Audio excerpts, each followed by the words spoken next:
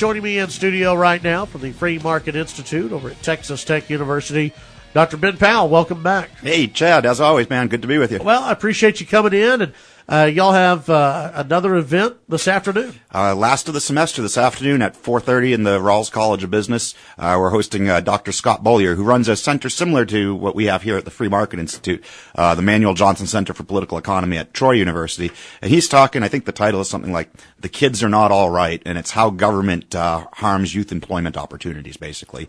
And that's from 4:30 to 5:45 in Rawls. Well, and that's something that we have seen for a while now, is youth unemployment skyrocketing, just across all sectors, all over the place, and we're, youth meaning all the way from high school on up, even in college, they're not being able to find jobs. So what when looking at this from the free market side of things, what kind of, or how does the government impact how youth find jobs? Yeah, so you're exactly right. It's not really just youths of teenagers, but really young adults up to the mid-20s that we see really high rates of unemployment among. And it's multiple ways. I mean, there's easy policies that we can look at, like the minimum wage that just outlaws employment opportunities for people with lower skills, which predominantly are younger people who haven't been in the workforce as long.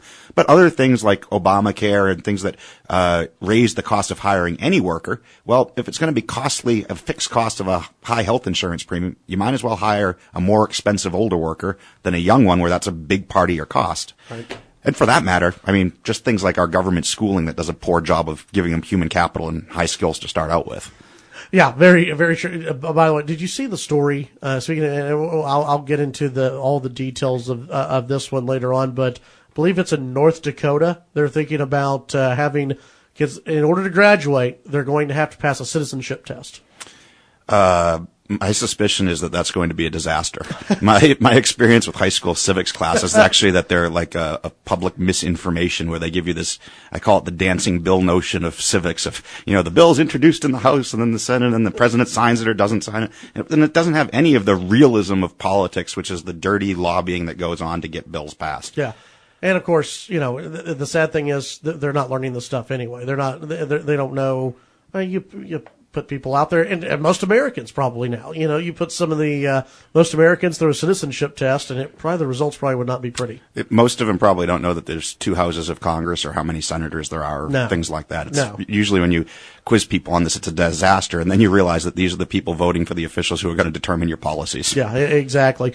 I think it's a very important speech today, or a discussion today that's going to happen over at Texas Tech on how government causes youth unemployment. Very important for parents to learn about it, but also for college students, anyone else out there who can maybe get this message across to younger generations, and they go, this is what's causing you not being able to find a job, or where you used to be able to work over at be a waiter for 39 hours a week. You could work a lot. Now you're reduced to about 26 to 29 hours a week. Here's why that is. It's not because of Chili's.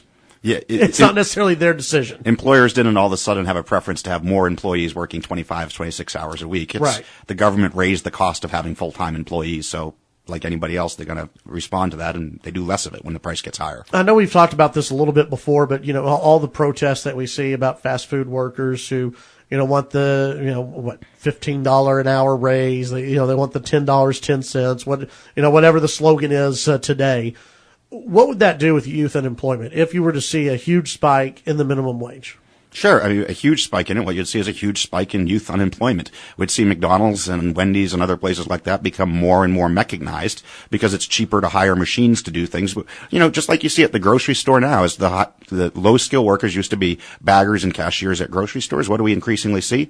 Scanners and I hate these things, by the way, because I always screw them up, but scanners to scan yourself out there. Yeah. I mean, businesses replace expensive human labor that would benefit from working there with machines instead. Yeah. And we're seeing that already in some parts of the country where they're introducing the touch screens at McDonald's and other places. Right, yeah, and we just see more of that. Now, usually what happens, and this is why people don't see a big effect of minimum wages, something on the order of 97% of hourly employees make more than the minimum wage anyway, and the government usually tinkers with it and keeps it kind of close to where it was before, so you don't see a big overall effect. But it's when you look at the youths, and particularly minority youths, that you see the big spike in it.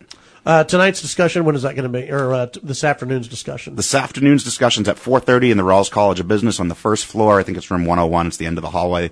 And it's Scott Beaulier talking about how the government causes high youth unemployment, 4:30 to 5:45. And, of course, want to remind people they can see you on TV. Yes, we have a new initiative at the Free Market Institute called Free to Exchange. It's in partnership with KTTZ TV, PBS Lubbock. So it's on Channel 5 Sunday mornings at 10:30. The theme is it's where free-thinking scholars, free markets, and, ironically, free public television all meet. So it's a half-hour show. We have two guests discussing topics of political economy that are of interest, and we try to make it as exciting as possible. Very cool. And that's 10:30? 10:30 Sunday mornings. All right. Dr. Ben Powell, tell folks where they can find out more information on the Free Market Institute. You can Google me or Free Market Institute and we'll come up, but otherwise it's fmi.ttu.edu. So Free Market Institute, fmi.ttu. All right. As always, thank you very much for coming in. As always, Chad, thank you.